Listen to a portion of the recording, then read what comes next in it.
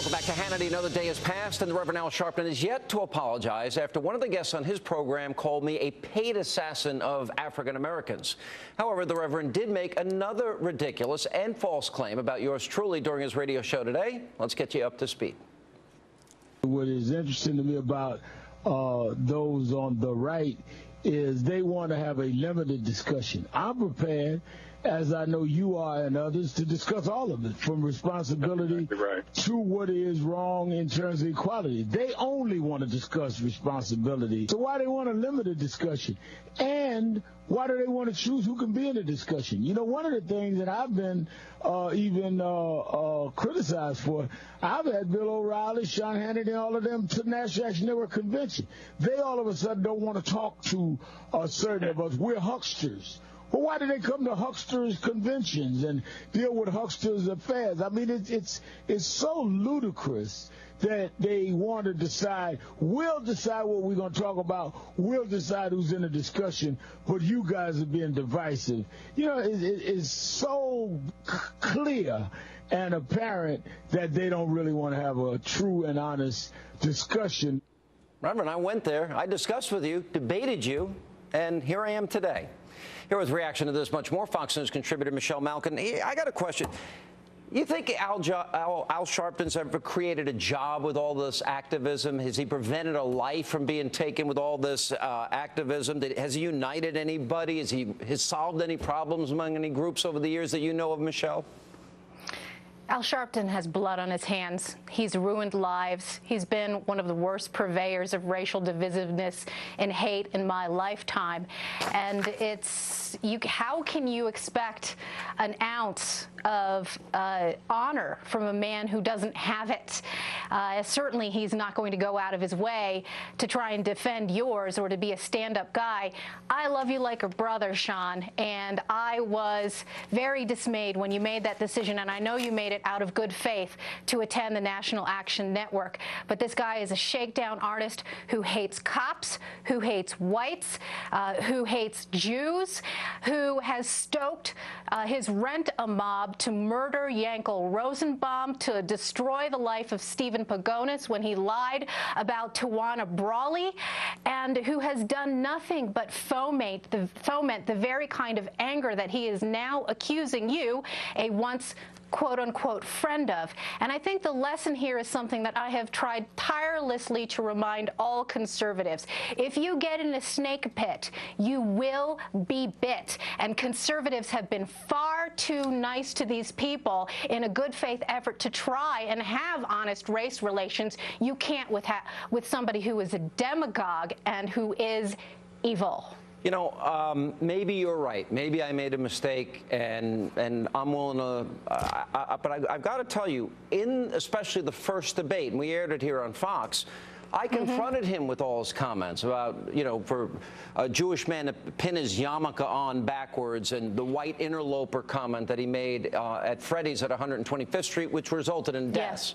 Yes. And you know what? I'm going to say to him, if this is a battle he wants to fight every day, I'm going to remind everybody, not of one isolated incident, but of a history of vitriol out of his mouth. For example. I'm tired of the mac and you ain't nothing. You a punk. Now come on, do something. Best chicken fries in the universe. But we don't go buy some kind of sandwich chicken. Then the Chinaman come in and throw some hot beef in return and dip it down, and you stand line and buy that. Koreans sell us watermelon. We need watermelon all our lives. But they gonna come cut it up, put it in a bucket with a rubber band around it. And we gonna buy it like it's something we didn't know what it was. Folks was in the cave when we had built empires. We learned to admire them, but they knew to admire us.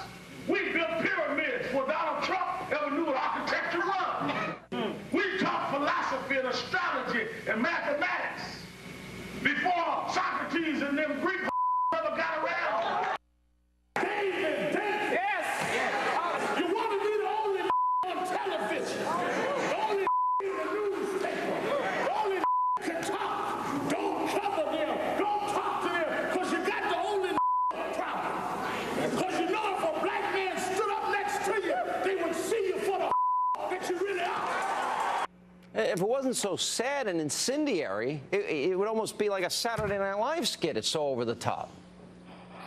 It's chilling is what it is, because in an era where we're supposed to take Martin Luther King's words to heart about judging people by the content of their character, not the color of their skin, all this man has done is enrich himself by fomenting more racial division. And it should be known that in addition to that long string and history of racial hate and demagoguery, that the National Action Network itself is nothing more than a shakedown vehicle to buy legitimacy.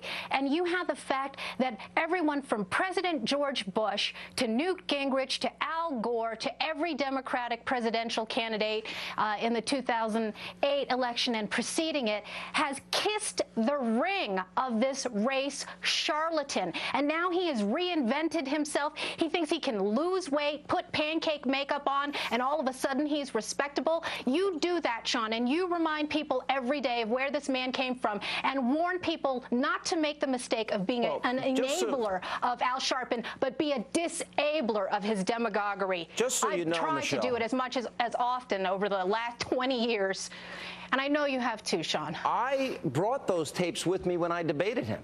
I had those. I had those loaded up and ready to go, and I confronted him on each and every one of those issues, which I don't know if anyone else has done that. And we've got the tape. We can go back to that one day. What do you make of the fact that NBC News, Tom Brokaw, Matt Lauer, the $25 million man, Brian Williams, he is now a host on their news channel?